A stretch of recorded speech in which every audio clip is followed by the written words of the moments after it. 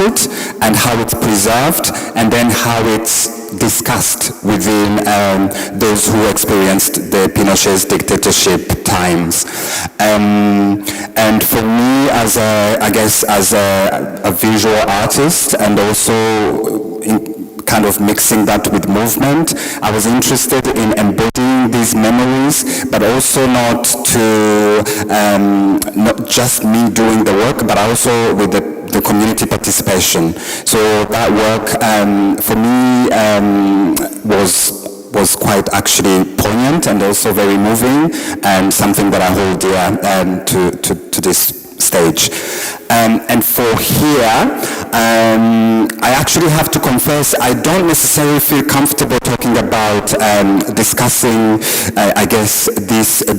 first of all, Egyptology is huge. We've been here for 2 weeks. Week 1, we were sick with COVID. And so we did all the research in week 2. So I don't actually feel that I'm in a position to say that I've done deep thinking, deep research.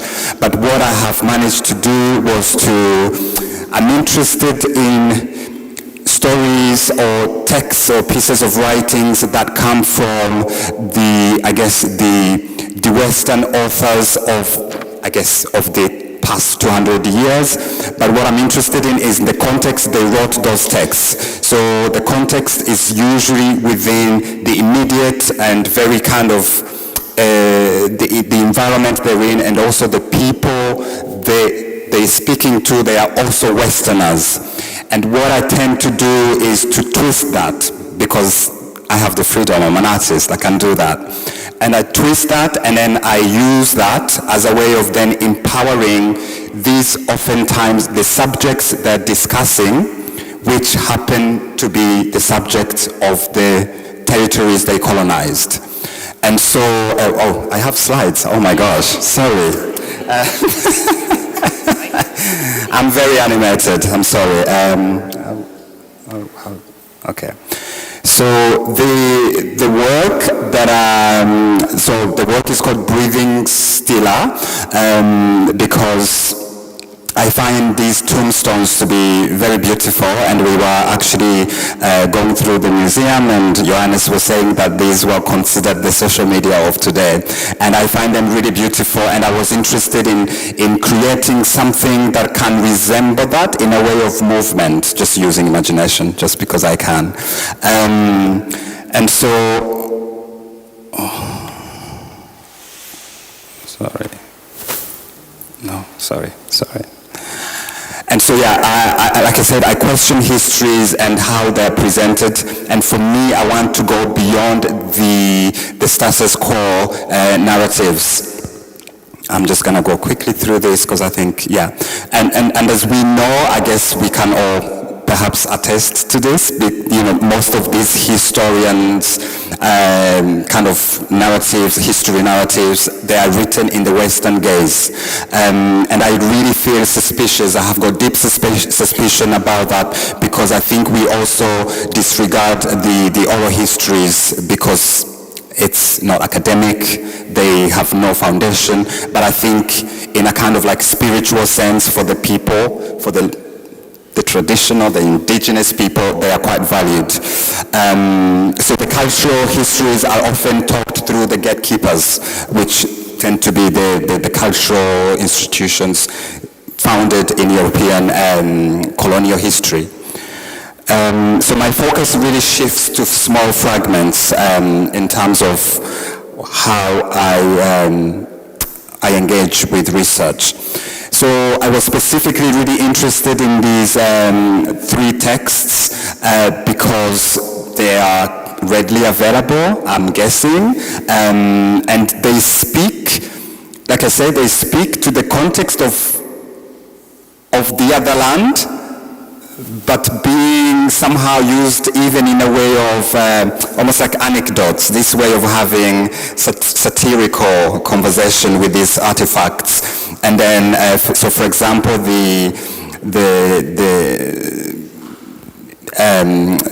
Champollion wrote to Felice, and he wrote in the kind of speaking through this, I guess, Ramesses it's City II, yeah. Okay, 32nd, my bad. Yes, 32nd, but he was given the voice, and I found it to be quite hilarious to me, because also for me, I don't know if these were actually regarded as pieces of art when they were being acquired. For me personally, I think maybe they were seen as trophies or prizes. And also it was this way of, I guess, this kind of competition within European cities as a way of, who can collect the biggest monuments. So I see it as really this way of acquiring, I guess, status. And then obviously we have the Giulio Cordero, who was the first director of the museum, and also the way he wrote about these, about the city being amongst one of the city in Europe to acquire these monuments, again really speaks to this way of let's have status. And then I have this poem from Shelley as well, which again speaks, I guess, almost speaking about the impermanency of imperial power, but using Egyptian kind of this colossal monuments as a way of kind of, I guess, talking about George III, for example, losing the American colonies and having mental health issues. So this way of impermanency within the kind of like imperial state. So yeah, I took that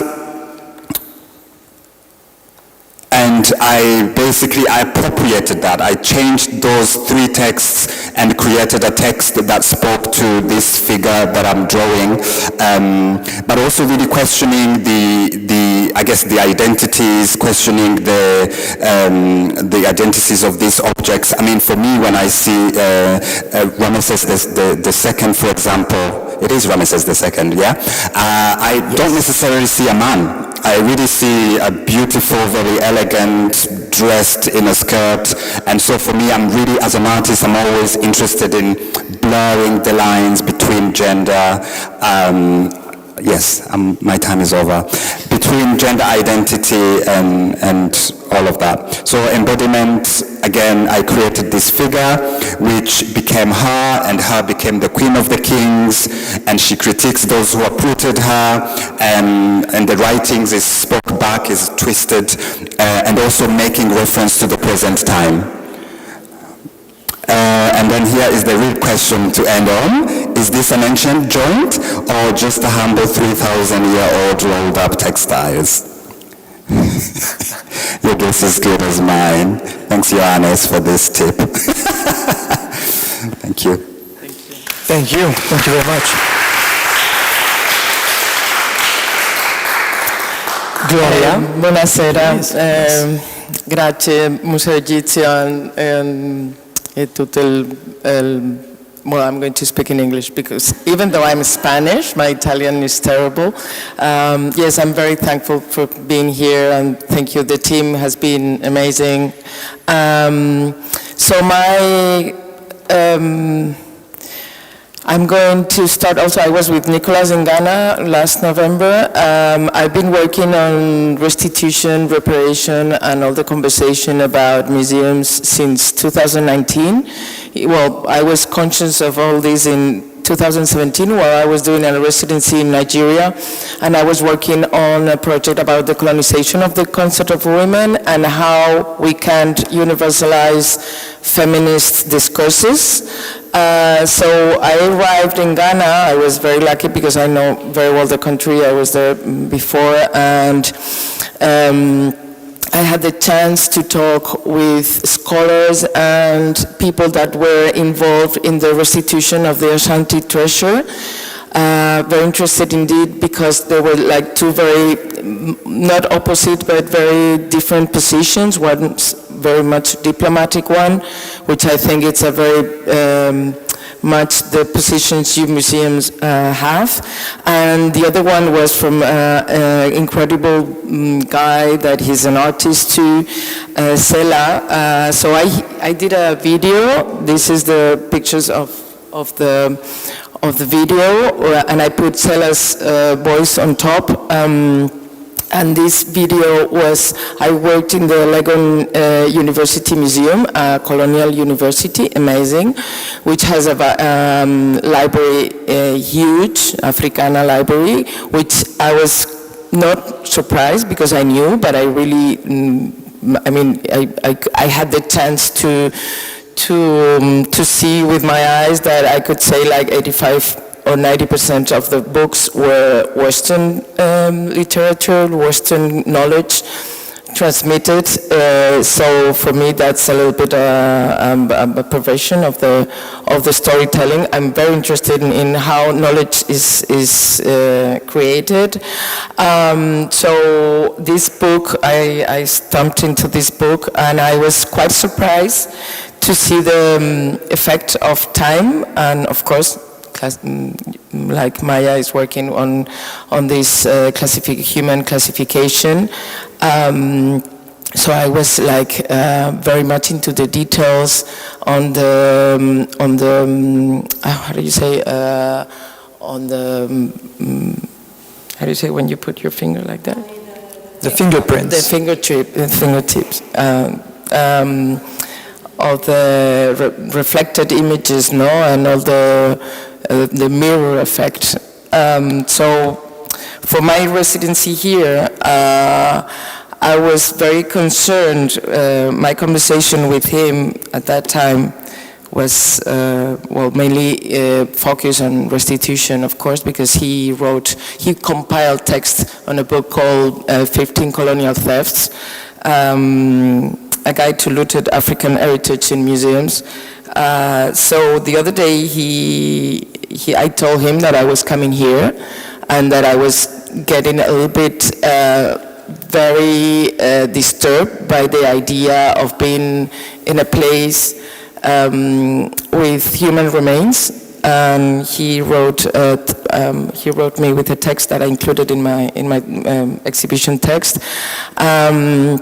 And well, I met Johannes in Rome in the first meeting of the artists, and we were talking about the knowledge-making, storytelling, and he introduced me to the term didaskalia, which is very interesting indeed for me, because it's not only the labels, which is very interesting, who writes those labels, but also is how in the Greek ancient theater, it was the person that directed the actors, no? So once again, it's like, who is directing our minds?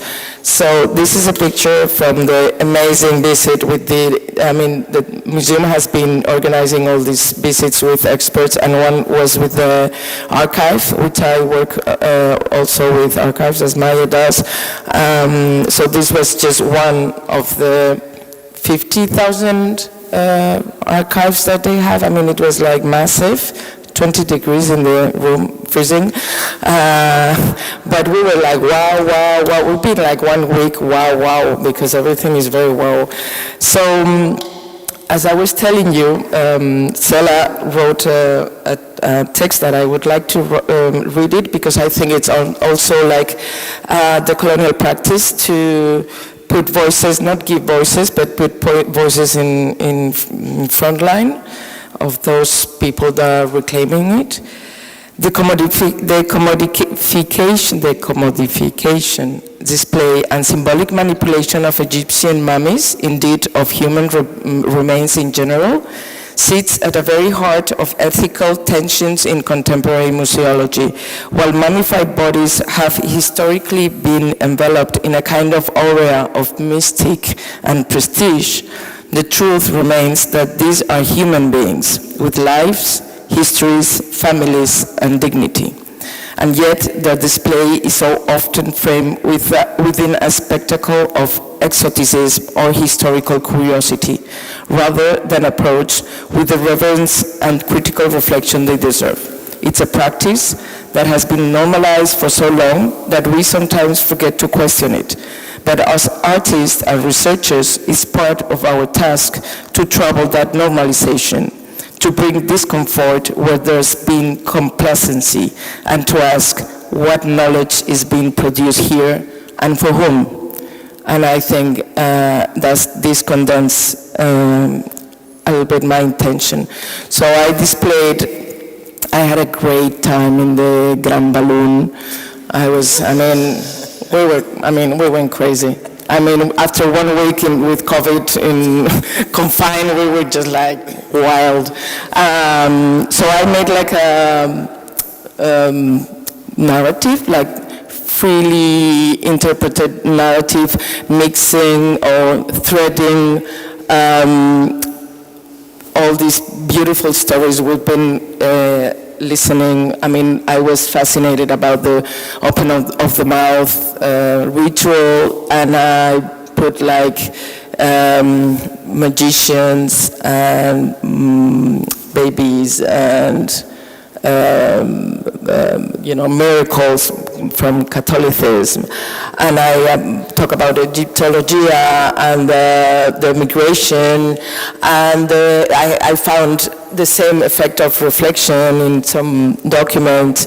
The mummies, La Novela de la Momia that I bought from Spain, from Gautier, the French writer. I also had the Paso Jovo, a big album from a trip. So as you can see, the beast is a symbol of Napoleon. Napoleon is one of the biggest persons that have shared this Orientalism, exoticism of the other, no? Because the otherness is very much in the middle of my research. Okay, and that's it. Thank you. Thank you very much. Thank you. All right, so thank you so very much, all of you. So if I might just wrap up by asking just like a quick question that I will pitch in, and then you're free to reply. So we're here at the end of your residency at Museo Egizio, as short as it was, but then in any case, so please let me ask you how your experience here in this museum would eventually influence your approach upon your future projects.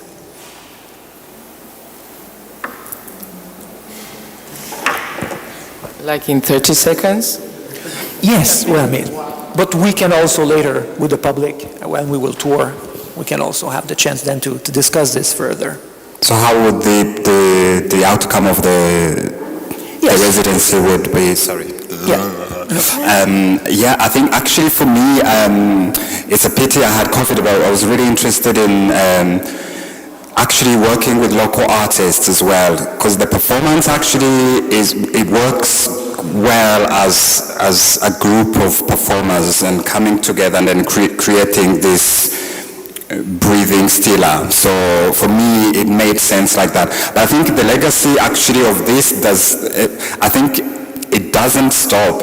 We were talking about this because talking about, particularly with the subject we are talking about, we haven't even scratched the surface. We know where to scratch, like Gloria said, but we literally haven't scratched the surface.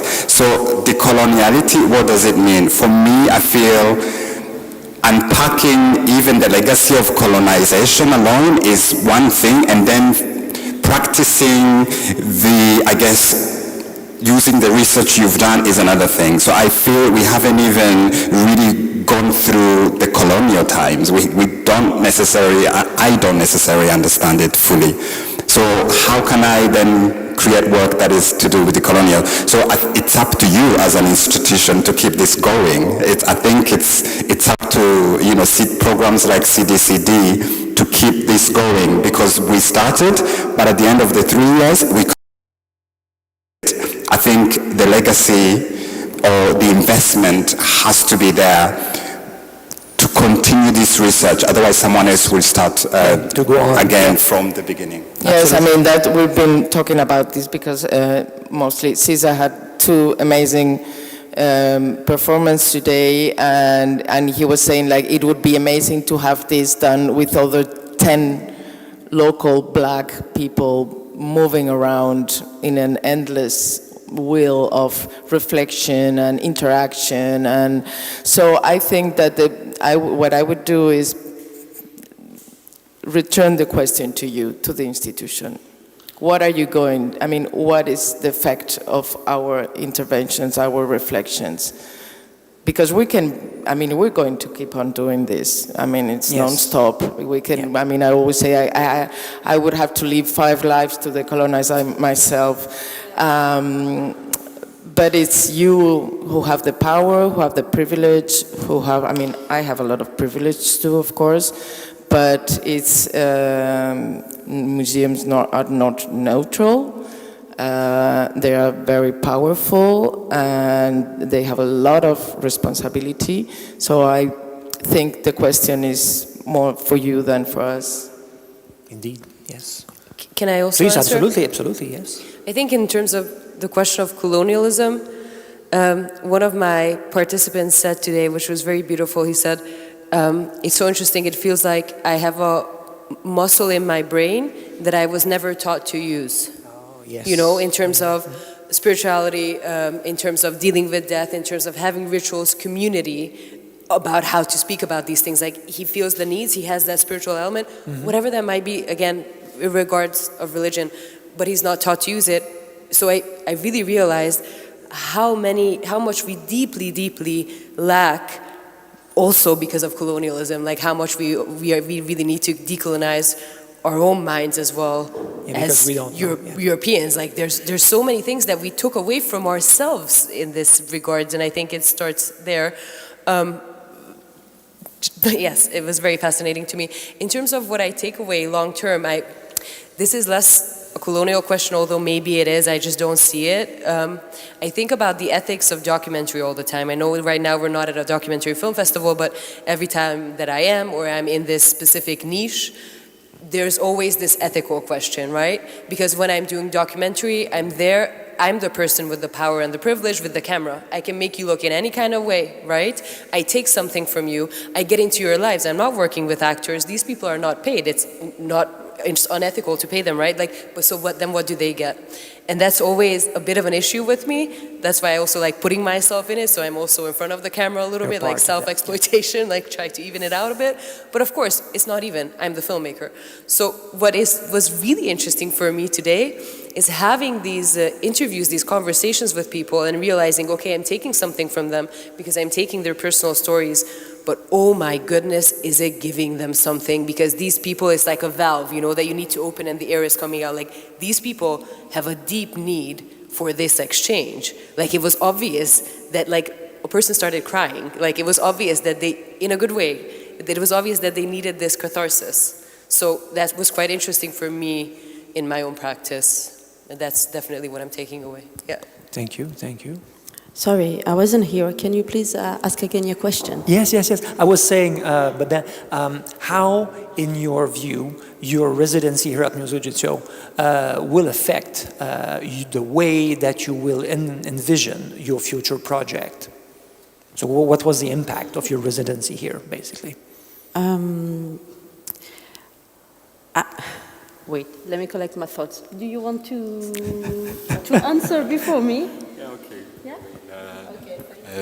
Because my work is always so connected to the history of my own country, and Cyprus has been an island which has been colonized since how many thousand years BC. So this multicultural identity existed and exists until today. So I think something very important for me after working in Ghana with local ceramists and where I needed to deconstruct completely all my knowledge and myself in this environment, and then coming to Museo Egizio in Europe and very important institutions. So there are like completely two different environments. It's also for me a way to learn how to approach the history of my own country through other institutions who holds pieces connected to the history of my own country. Also, something that I kind of forgot to say earlier is that I was interested in pottery and clay, so working with the land itself. And I think that it's for me an opportunity to maybe question how the history of my own country is presented through Europeans and also Cypriot institutions, as we are still in this sometimes thinking of, as I was telling to my colleagues, how some people are very proud, for example, that some pieces are exhibited in huge museums, but we don't have access to that information from our own country. Indeed. So I think this is was quite important for me. Okay, thank you. Maya? No, just a little reflection. Actually, the fact that working with museums is very interesting because it gives you also another perspective on the subject, but also, I mean, yeah, we will need like a very long time to explore more and more. But I would say regarding this subject, I mean, like the colonialism and legacy. Sorry, I forgot what I wanted to say. But I forgot. I wanted actually to talk about the fact that, for example, for my work, I mean, being based in Tunisia, it will always have an impact. I mean, you live it every day, the legacy of European colonialism in your body, in your society as well. Okay, well, thank you very much. Thank you. I will pass the microphone to my colleague Divina for final. Thanks. Are there any questions for our artists? Or maybe you can ask it later. Yes.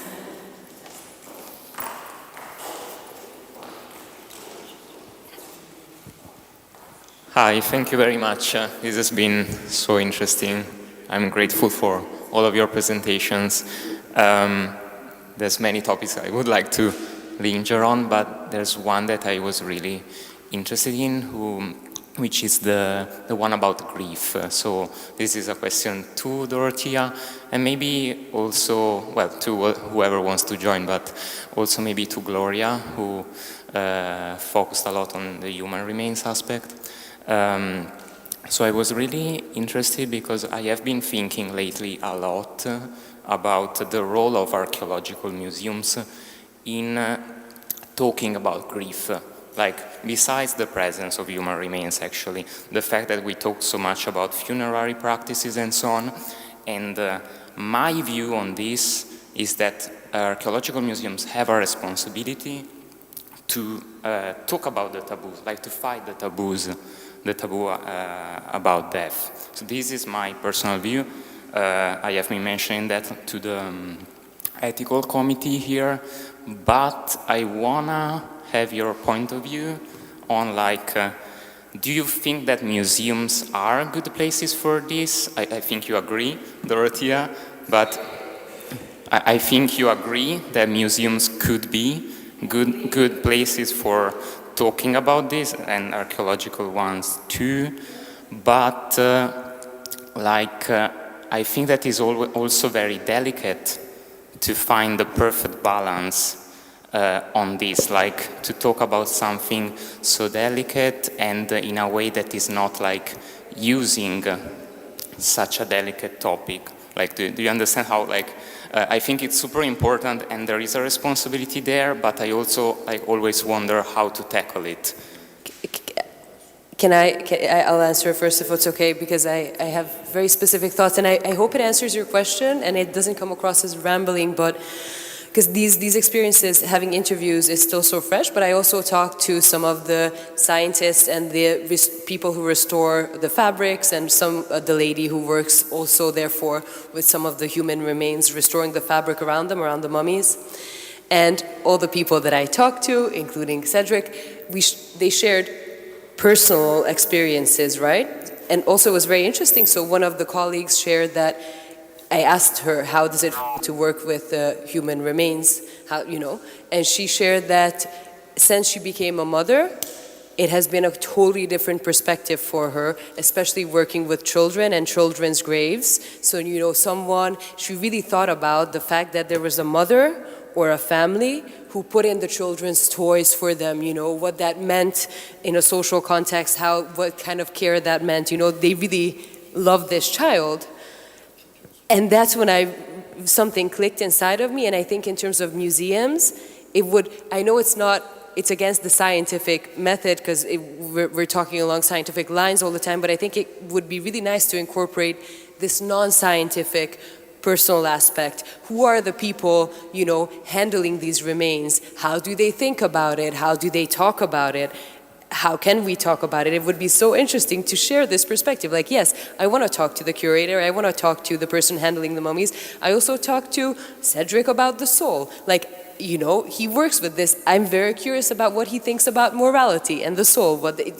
It was absolutely fascinating. And that somehow made it more human, and also it made it more kind of respectful and less phenomenizing. Phenomenizing, so less human.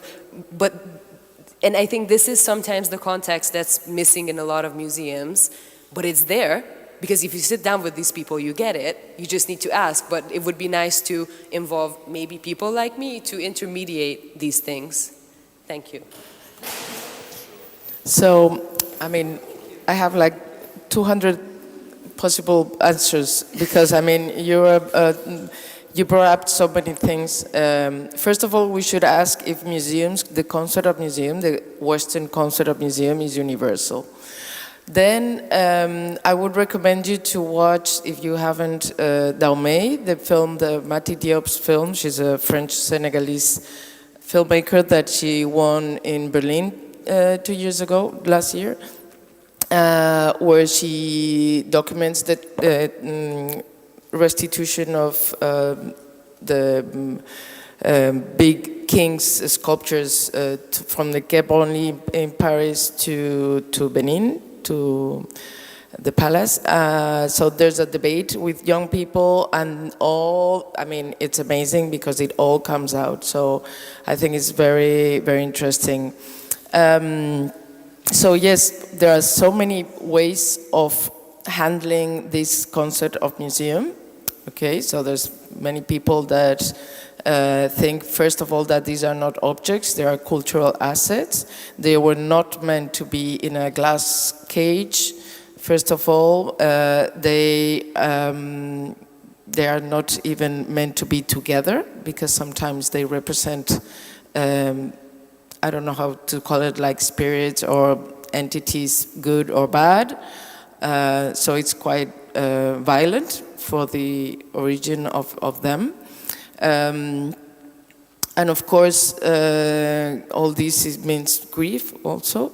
So I was wondering if not only the museum should always, mostly they have human remains, have an ethical committee in their every day. We have in our program our ethical group that we meet them every now and then.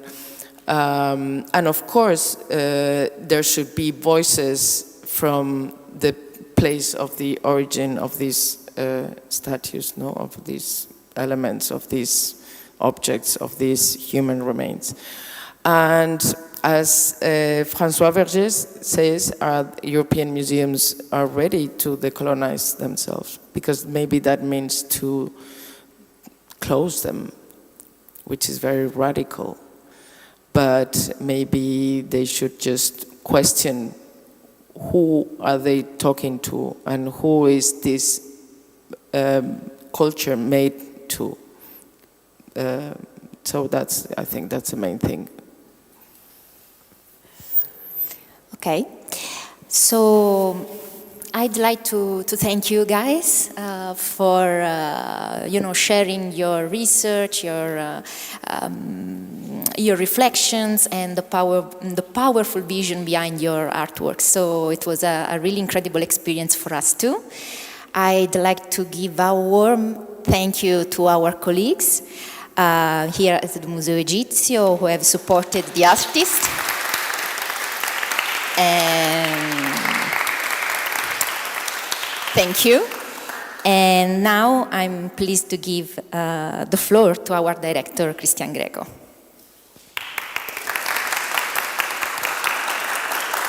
Thank you. Well, thank you for bringing this polyphony to us, to bring us out our comfort zone. You gave so many ideas we should be talking for the rest of the night to start with. But let me tackle a little bit something which is very central, and Stefano was even asking about human remains. I think that in every museum, not only in this museum, in every museum, first of all, we forget sacred objects because we are so focused on human remains, but we forget sacred objects. And sacred objects are everywhere.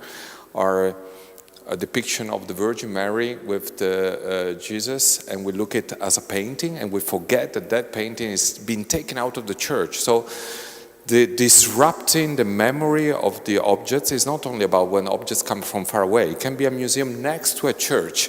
You take an object, you go to the Uffizi, you see all the development of European art, but you forget that those paintings were worship objects, where people would kneel, would cry, would pray to God for. And this is something that museums do. Museums are a place of distractions, all museums, of course, because they take out objects. Doesn't matter from far away, from really nearby. If you go to Pompeii, you have the National Museum, Archaeological Museum in Naples, where the walls have been cut out.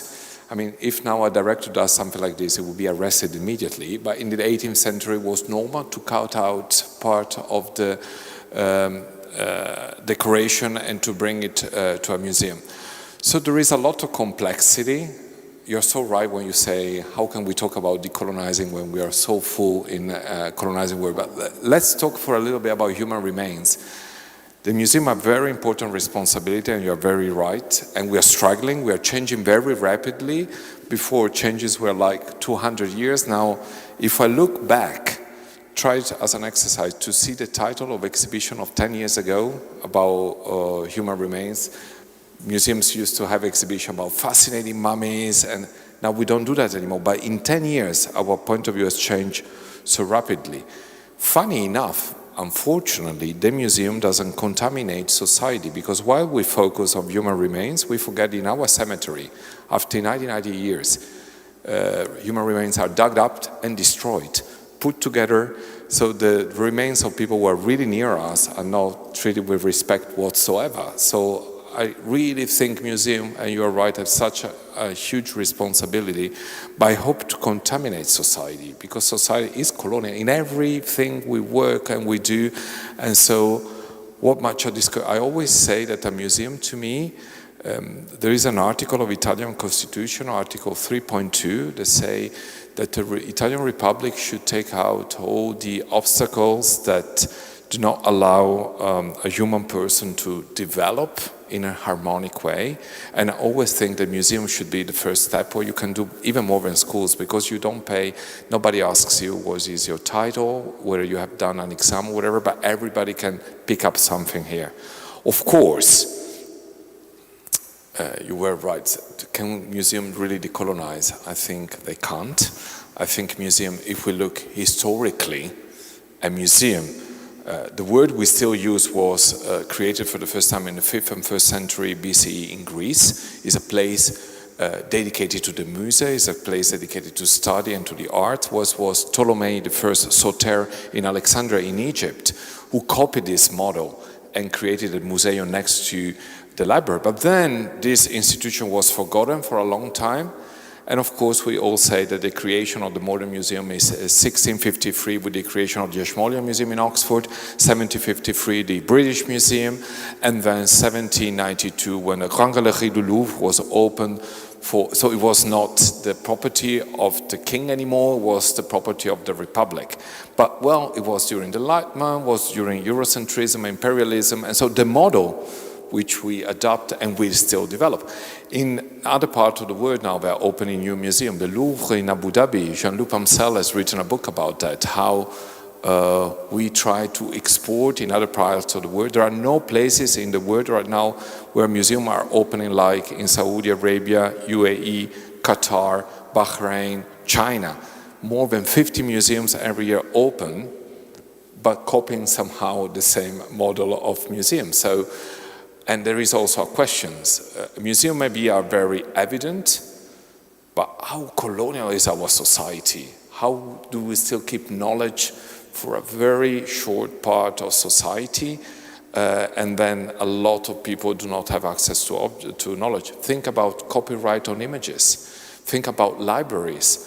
What is the percentage of people that can go to a library? During COVID, all our students could not study anymore because libraries were closed. And then for a little moment, people realized what is the divide between global north and global south. So there is so much to do, and thank you for bringing us this comfort. Well, that's what a contemporary artist should do. They should put art in a difficult position and question what we do. You were saying rightly, what is our legacy? Well, first of all, I hope that you found your way to the museum, that you might come back, that you scratch even more the surface, that you find even more dust under the carpets and challenge us even more. And our legacy is to try to give voices to different communities, to different parts. I always have the ambition to say I would like to try to give voices to the objects, but as you showed, it's very difficult to give voices to the objects, because that voices is, of course, given by somebody who is engaged with those objects. When we talk about ancient Egypt, and I'm really close because we should go to the gallery and watch your work and discuss with you.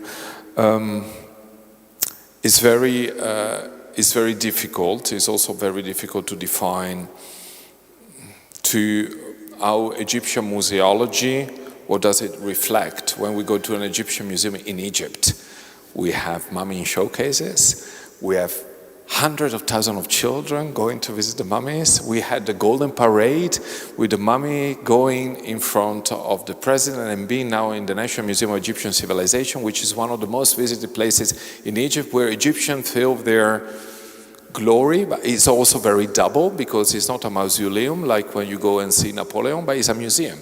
And so you have the great kings and queens of ancient times displayed in front of your eyes.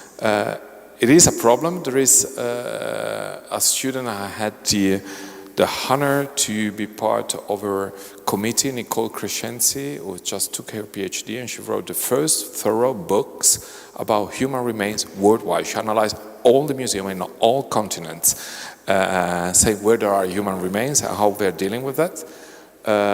Who has an ethical code, who hasn't? We don't. We have an ethical committee, well, we don't have an ethical code yet. And so, thank you for challenging. Keep doing that. We need that. We need to hear other voices. We need to be in discomfort. If you want, we will. Well, we want. Otherwise, you won't be here. So, and it doesn't mean that somebody of you said museums are not neutral. They're not. And I also don't think we should. I think it's good if we don't agree all the time, because if we agree, when our conversation stops. As English say, we agree to disagree. Yes. And from there we go on, and maybe a seed will grow and another disagreement or partial agreement will come. So, well, thank you. And I think we can go to the galleries to see your work.